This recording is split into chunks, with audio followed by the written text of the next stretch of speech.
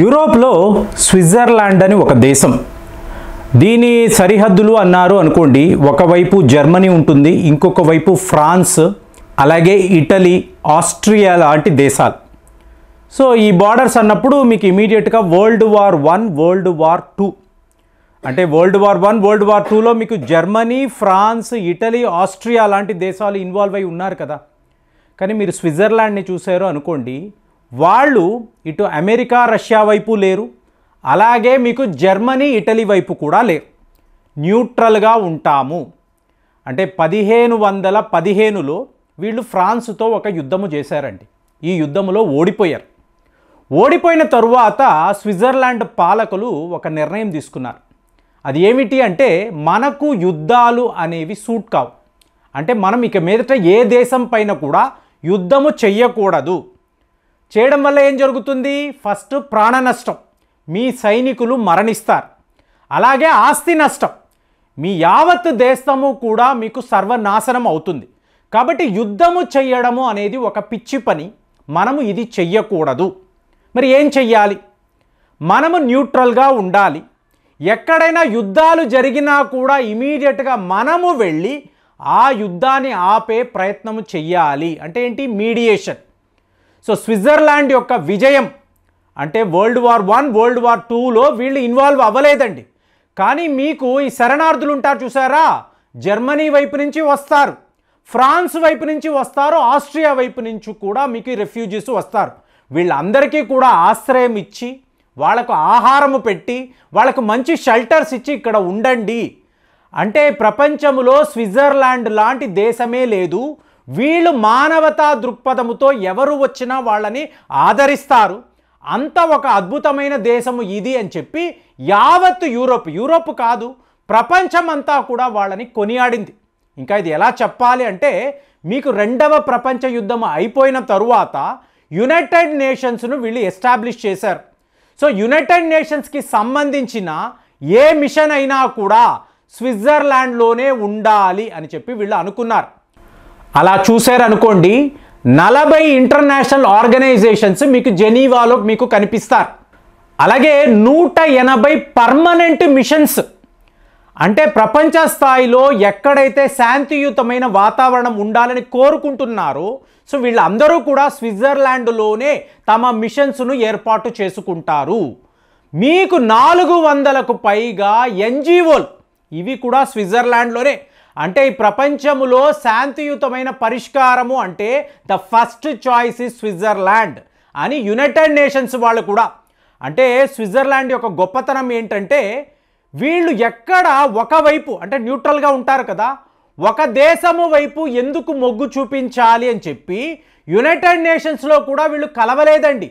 ఏంటి? United nations యొక్క అతి ముఖ్యమైన ఆర్గనైజేషన్స్, మిషన్స్ స్విట్జర్లాండ్లో ఉన్నప్పుడు కూడా వీళ్ళు యుఎన్తో కలవనే లేదు. ఇలాంటి పరిస్థితి అంటే మా దేశానికి సంబంధించిన రక్షణ వ్యవస్థ, సావెర్నిటీ, ఇది ఎక్కడా ప్రాబ్లం రాదు అని అనుకున్న తరువాత 2002లోనే వీళ్ళు యుఎన్తో కలిశారు. అది వీళ్ళ గొప్పతనం. సరిగ్గా ఇవాళ ఆసియా ఖండములో భారత్ కూడా సరిగ్గా ఇలాగే స్విట్జర్లాండ్ లాగే తయారవుతుందా అనేది ఇవాళ వాదన. ఎందుకు అంటే, మనకు అమెరికా ఫ్రెండే, రష్యా కూడా ఒక ఆప్త మిత్రుడు. మనం ఇజ్రాయెల్కి సపోర్ట్గా మాట్లాడతాము, అట్ ది సేమ్ టైం ఈరాన్లో పెట్టుబడులు పెట్టి ఈరాన్ మాకు అత్యంత సన్నిహితమైన దేశం అని చెప్పి ప్రపంచానికి చెప్తాం. మీకు తెలుసో తెలియదో, డొనాల్డ్ ట్రంప్ గారు జెరూసలేం అనేది ఇజ్రాయెల్ యొక్క రాజధాని, ఇది ఇజ్రాయెల్ భూభాగము అని చెప్పి ప్రకటించారు. ప్రకటించిన తరువాత ఆయన ఒక మాట అన్నాడు, ఎవరైతే ఈ నిర్ణయానికి వ్యతిరేకంగా మాట్లాడతారో ఆ దేశంపై నేను శాంక్షన్స్ విధిస్తాను, ఆంక్షలు విధిస్తాను అని చెప్పి డొనాల్డ్ ట్రంప్ గారు అన్నారు. అప్పుడు భారత్ ఏం చేసిందో చెప్పమంటారా?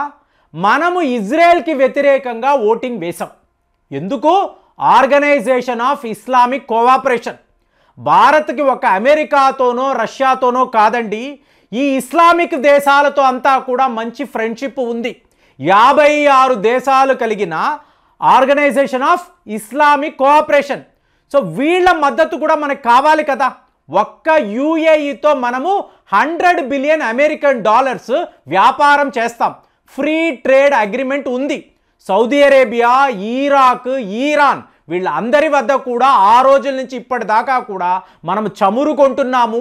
ఎక్స్పోర్ట్స్, ఇంపోర్ట్స్ విపరీతంగా ఉంటాయి.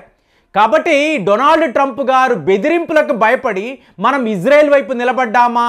లేదు. పాలిస్తీనియానే సపోర్ట్ చేశాం. జెరూసలేం అనేది ఇజ్రాయెల్కి ఎంత ముఖ్యమో పాలిస్తీనియా కూడా అంతే ముఖ్యమని చెప్పి ఒక చారిత్రాత్మకమైన ఒక నిర్ణయము మనం తీసుకున్నాం. అంటే ఏంటి? విశ్వమిత్ర, అందరికీ మనం మిత్రుడు. ప్రతి ఒక్క దేశముతోనూ మనము స్నేహమే కోరుకుంటాం. ఇటు రష్యాతో ఫ్రెండ్షిప్ అన్నప్పుడు యుక్రెయిన్కి కావలసిన మందులు, షెల్టర్స్, వాళ్ళతో కూడా మనం నెగోసియేషన్స్ చేసి ఈ యుద్ధాన్ని ఆపండి, ఇక్కడతో చాలు.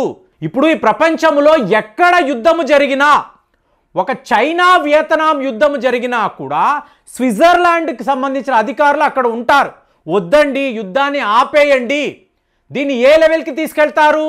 అక్కడ మీకు 1954 నేను మాట్లాడుతున్నాను. మీకు ఒక స్విట్జర్లాండ్ కాదండి, America, Russia, UK, France, China ఇన్ని దేశాలను తీసుకువచ్చి ఒక దగ్గర కూర్చోపెట్టి వియత్నాంతో ఈ యుద్ధము వద్దు, ఈ యుద్ధాన్ని ఆపేయండి అని చెప్పి స్విట్జర్లాండ్ మీడియేషన్ చేస్తారు. సో ప్రతి ఒక్క దేశము కూడా స్విట్జర్లాండ్తో స్నేహాన్ని కోరుకుంటారు. దాంతో ఏమైంది? వాళ్ళ వ్యాపారము అనండి, వాళ్ళ ఎక్స్పోర్ట్స్, ఇంపోర్ట్స్, ఒక దేశముతో ఉండే రిలేషన్షిప్స్ బాగా పెరిగాయి. సో ఇది ఇవాళ భారత్ అనుకరిస్తున్న మోడల్. మనము కూడా ఏ దేశముతో ఎప్పుడూ యుద్ధము కోరుకోలేదు. కానీ తేడా ఏమిటి? స్విట్జర్లాండ్ యూరోప్లో ఉండే ఒక ల్యాండ్ లాక్డ్ కంట్రీ. భారత్ని మీరు చూశారు అనుకోండి, మన యొక్క డెమోగ్రఫీ టోటల్గా వేరు. మనము స్వతంత్రము వచ్చిన తరువాత 5 యుద్ధాలు చేయాల్సి వచ్చింది. ఇందులో ఆసియా ఖండంలో 2 పవర్ఫుల్ కంట్రీస్, చైనా, పాకిస్తాన్. ఆ రోజుల్లో పాకిస్తాన్ కూడా ఒక పవర్ఫుల్ కంట్రీ. వాళ్ళతో మనం యుద్ధము చేయాల్సిన పరిస్థితి. ఎందుకు? భారత్ అంటేనే ఒక రకమైన ప్రమాదము, ఒక రకమైన భయము ఈ ప్రపంచానికి ఉంటుంది. అలా మీరు చూసుకున్నారనుకోండి, చైనా వాడు ఎక్కడ భారత్ తమని మించిపోతుందేమో అని చెప్పి 1962లో అనండి, 2022లో అనండి, వాళ్ళు మనపై యుద్ధానికి వచ్చారు. ఎందుకు? మనల్ని కట్టడి చేయడానికి, మన డిఫెన్స్ బడ్జెట్ని ఆపడానికి. ఇది వాళ్ళు చేసిన ప్రయత్నం. ఇక పాకిస్తాన్ వాడైతే ఒక పిచ్చివాడు, మూర్ఖుడు. కాబట్టి ఎక్కడో కాశ్మీర్లో ఉండే ప్రాంతాలను స్వాధీనం చేసుకోవచ్చన్న మీకు ఆశతో వాడు మనపైకి రావడము, మనము తిప్పికొట్టడము, మీకు విపరీతమైన ప్రాణ నష్టము, ఆస్తి నష్టము పాకిస్తాన్కి జరిగింది. ఇవాళ ఇన్ని అణువస్త్రాలు ఉండి కూడా పాకిస్తాన్ వాడు చెయ్యగలిగింది ఏమీ లేదు. అలాగే మీరు అమెరికాను చూశారనుకోండి, ఎన్నో సందర్భాలలో వాళ్ళు మనపై యుద్ధము చేయాలి అనుకున్నారు. 1971 దీనికి గొప్ప ఉదాహరణ. పాకిస్తాన్తో ఫ్రెండ్షిప్ అని చెప్పి ఇండియాను కట్టడి చేయడం.